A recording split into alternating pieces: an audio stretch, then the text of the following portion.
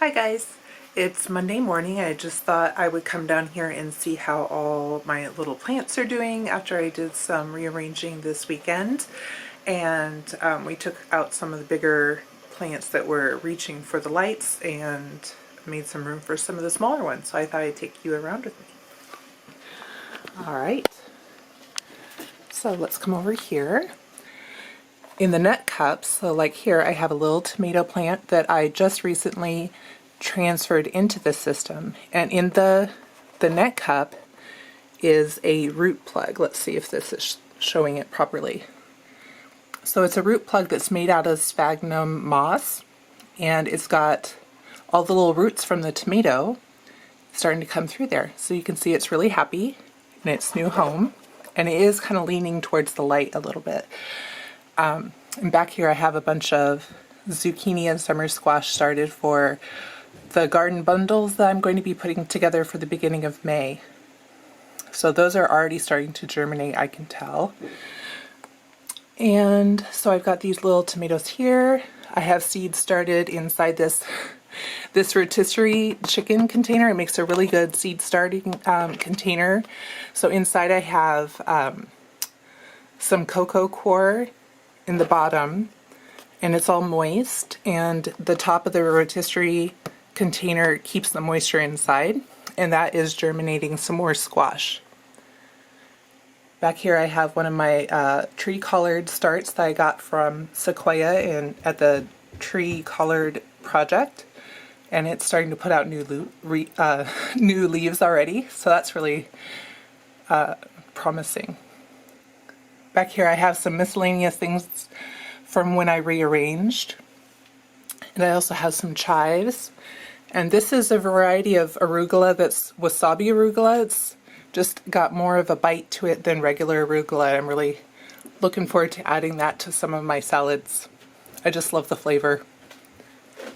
Okay, and down here I have even more tomatoes, because I think a big part of the garden bundles that I'm putting together for May 9th is going to be tomatoes, and I have a lot of them started here. These are paste tomatoes. I have some more seeds starting in another rotisserie tray. And more tomatoes. They're so happy. Down here I have some of my bigger tomatoes that are already potted up, and I am just waiting for getting past the chance of frost to put those out in the garden. Those are also available to purchase if people are wanting some bigger plants. You can get an idea of how big these are.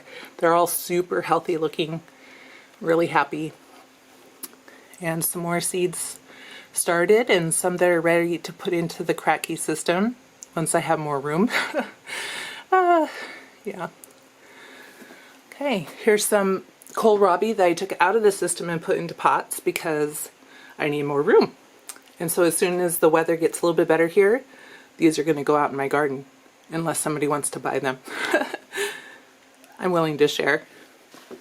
Here I have a lot of bunching onions ready to go out, and just a lot more things here. Oh, here, for anybody who noticed or saw my post about having dumped all of my leeks and onions, these are them. So these are the ones that I kind of tried to put back into their trays. You can see some had better success than others, but I still have hope. That's what gardening's about, right? Hope. We always have hope for the future, and I have hope for these little leeks and onions. So they are still gonna grow and give me something. I just don't know exactly what they're gonna be because they got all mixed up. So here's a crack key container that I have, well, I have this purple tree collard going that is looking really healthy and happy. Put that down there. But in here I have 6 net cups that I drilled holes in here, and inside is nutrient solution like I told you about, and they are putting off roots. Now I'm just keeping these guys happy in here until I can go put them in the garden. I wouldn't want to grow sweet potatoes completely in a cracky system because that's just not ideal for sweet potatoes, but I am keeping them healthy and happy here until I can plant them out into the garden. So these are 6 sweet potato starts that I have growing in here. Okay, let me see. Anything else interesting? These are my tomatillos. Some of you might have seen those. I kind of grouped them in with tomatoes because they're so closely related, but they are a little bit different. If you have ever had like salsa verde, that's a green salsa that's just delicious. That's made with green tomatillos. And I have 2 varieties. I have green and I also have pepper or purple started here. So I can't wait to get these going, and I love making fresh salsa with them. I have a bunch of jalapenos started here. These are also available for sale. I have new kale coming up in each of these little spots. I have a lot of this pink and green mizuna, which really needs to be harvested or sold or something because it is right up against those lights. I have this dwarf Siberian kale, which is not so dwarf. Look at that. It's huge. It's gorgeous. And then back here I have scarlet kale, which is also almost to the lights. This is that multicolored spinach. Look at this. It is beautiful. So this is part of the amaranth family, but what I like to do is I grow it and then I would do this in the garden. These are still too small to do this, but I would pick the tender young leaves and add them to salads because they're just beautiful and they're tasty and full of lots of good nutrients. And then this, you guys have heard me talking about it, but this is the wrinkled crinkled cress. So this is part of the watercress family, but it looks like parsley.